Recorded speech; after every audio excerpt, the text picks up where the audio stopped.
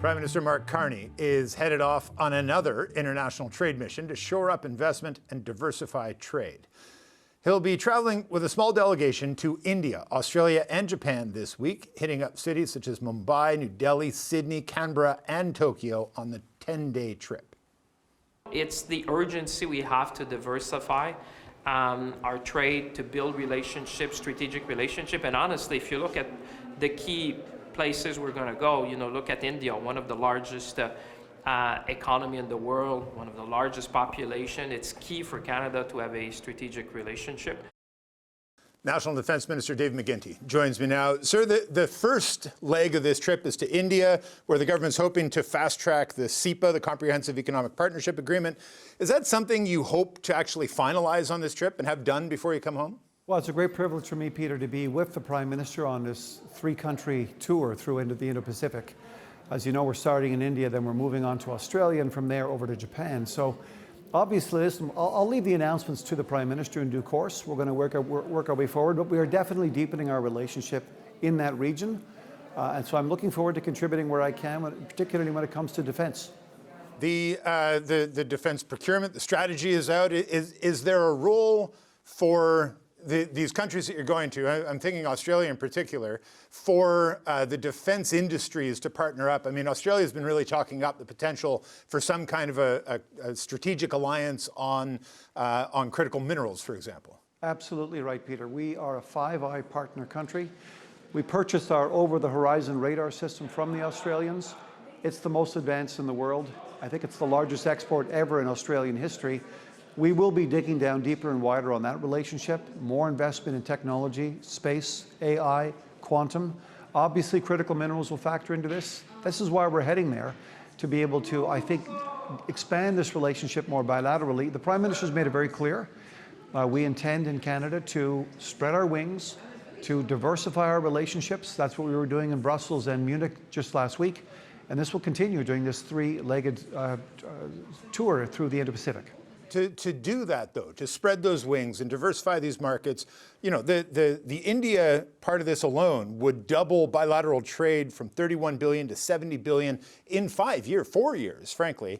Do we have the export capacity to do that without dramatically upgrading our ports and everything else to make sure we can actually get this stuff out the door? Also a great question. Also something that we are delivering on now. I was just in Esquimalt 3 days ago, examining how we're going to expand that naval base. I had already toured Halifax to receive up to 12 submarines, as well as frigates and destroyers and many other ships that are anticipated. Look, we're moving at breakneck speed here.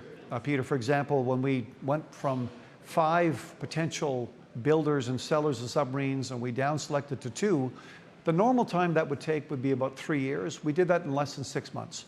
So we're moving at a pace that's not been seen before.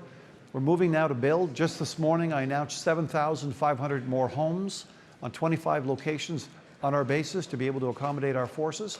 So this is happening at a pace, as I say, that's not seen before, and we can compete and we can win. You talk about that submarine deal. We're down to Korea and Germany. Korea, I think, is in Ottawa this week. We've got German officials here next week. How close are we to actually finalizing some kind of a procurement deal on those subs? The Defence Investment Agency, the special agency we've stood up to deal with procurement, to make it more efficient, to make it more streamlined, is focusing now on those negotiations. They've had teams, technical teams, economic teams, bid teams, dealing with both countries now for the last several weeks. Obviously, it's their job to get the best economic returns, the best industrial benefits that we need, that we can get here for Canada, buying Canadian provisions, steel, aluminum, lumber, know-how, spot welding, millwrights. This is exactly why we set up the specialized process and brought in a new CEO to govern and to direct it. So those negotiations are happening as we speak, and I'm hoping that we'll have something to say about that in very short order. Okay, I want to dig into the politics a little bit. First of all, Matt Genereux is coming on this. A lot of people saying this is a gift as the new floor crosser. What does he actually bring to the table in the context of this trip? Look, I think that Mr. Genereux is an accomplished parliamentarian. I've been around for 22 years now in the House, Peter. I've seen people go from one side to the other and vice versa. I think people make hard choices. I think Matt Genereux is a very dedicated member of Parliament, very thoughtful.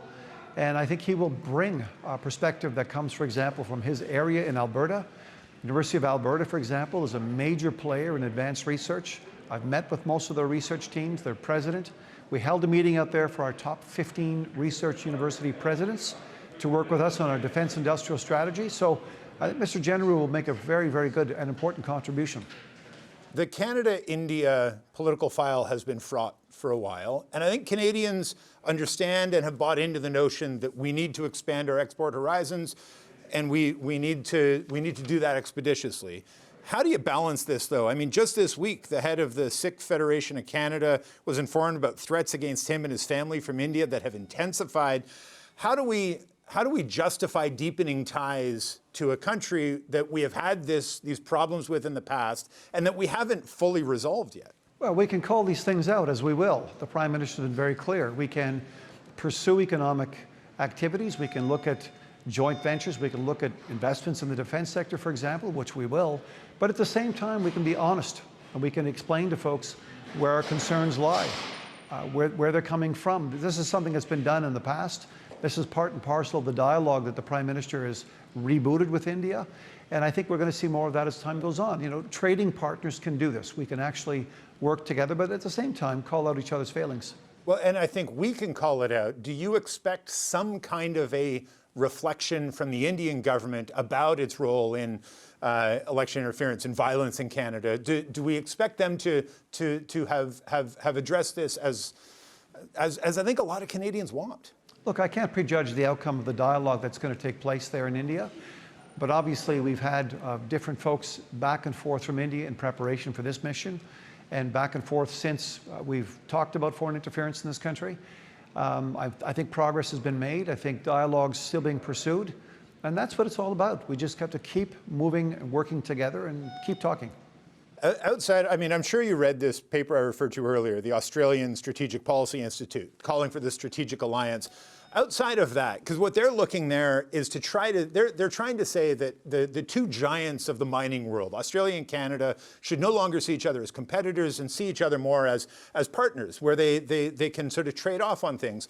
We've spent an entire generation making sure we build things together with the Americans rather than compete with them. Is that the model going forward for how we can approach, for example, the Australian front? Look, I think it's going to be both, Peter. We're going to manage our relationship well with our largest trading partner, the United States.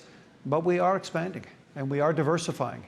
And it's interesting that both in Brussels and in Munich just last weekend, I met with about 30 different ministers of defense. And it's quite remarkable the extent to which mid-sized countries now heard the Prime Minister's speech in Davos and are now rising up to the notion that we ought to be working more closely together as a cluster of nations. And that's exactly what's been forming, and that's exactly what we're pursuing. The Prime Minister has been quoted as saying he wanted to broker a bridge between the EU and the Indo-Pacific countries. Is this part of that bridge building? And what might the end result to that actually end up looking like? Well, I think it's going to, first of all, I think the Prime Minister's efforts are very well received. I've certainly seen and heard this from my counterparts. I think what it might look like is a rapprochement around the world with mid-sized powers, with countries that have, for example, a real interest in shared values and sharing growth and sharing investment. India is an economic powerhouse. You know, hundreds of unicorns on a stock exchange, much technology to be shared and to partner with Canadian know-how. This is exactly the kind of linkage that we're pursuing. And we think that this is going to amount to quite a bit of opportunity for Canada. Again, in the defense industrial space in particular, I'll be looking to see where we can partner so we can give rise to a much more active Canadian domestic industrial defense base. All right, we're going to leave it there. National Defence Minister David McGuinty, thanks for your time today. Thank you, Peter.